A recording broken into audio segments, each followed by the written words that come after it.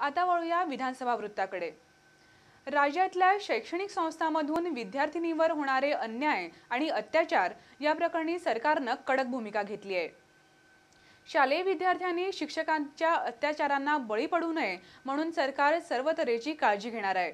या अनुषंगाने प्रत्येक शैक्षणिक संस्थेत सल्लागार नियुक्त करणे, पालक शिक्षक संघांशी विचार विनिमय करणे तसंच शिक्षकांची नियुक्तीपूर्व गोपनीय माहिती गोळा करणे यावर सरकार भर देणार असल्याची माहिती मुख्यमंत्री मनोहर पर्रीकर यांनी दिली। विधानसभेत शून्य प्रहरावेळी विरोधी पक्षनेते आमदार प्रतापसिंह राणे यांनी हा प्रश्न उपस्थित केला। पणजीत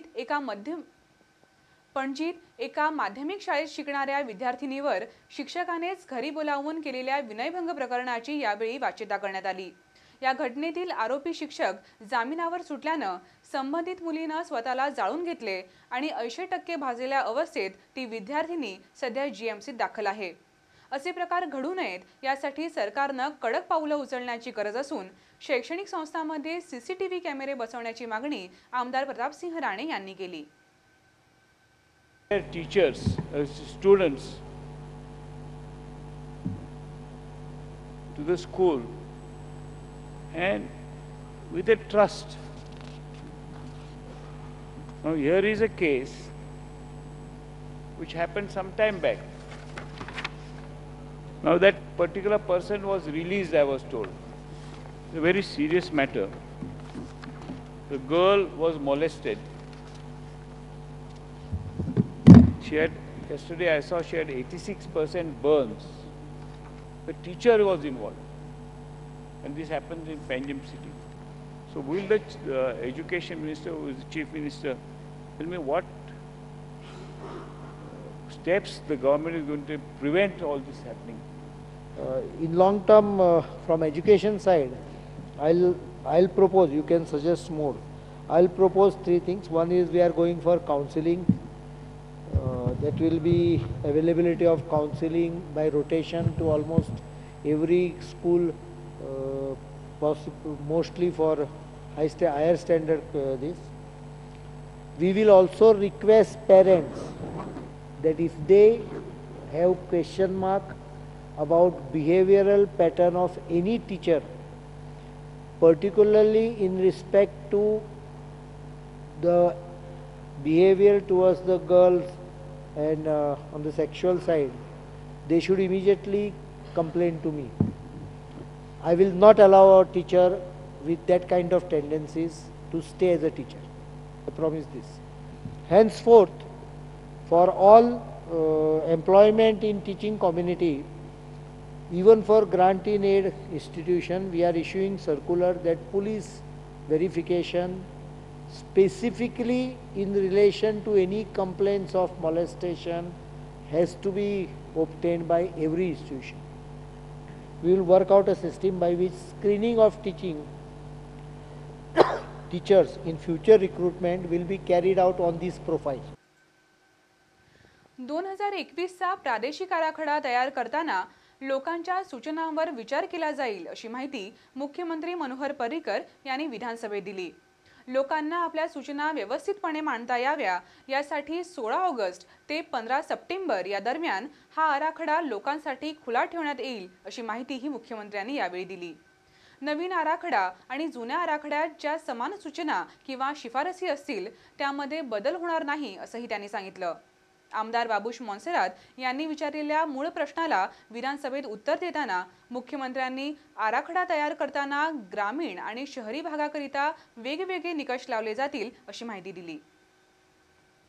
To completely rework the regional plan 2021, the earlier complaint which have been either been accepted or rejected, government has not gone through it because we will be giving opportunity again after, as I said, from 15 August to 15 September there will be general opening for general queries, and from 15 September panchayat wise we may open one panchayat each in all taluka. We may concentrate in one taluka and finish the job. That is yet to be decided, but after 15 September this will be heard. So I have not gone into the details what was earlier because it is a futile exercise.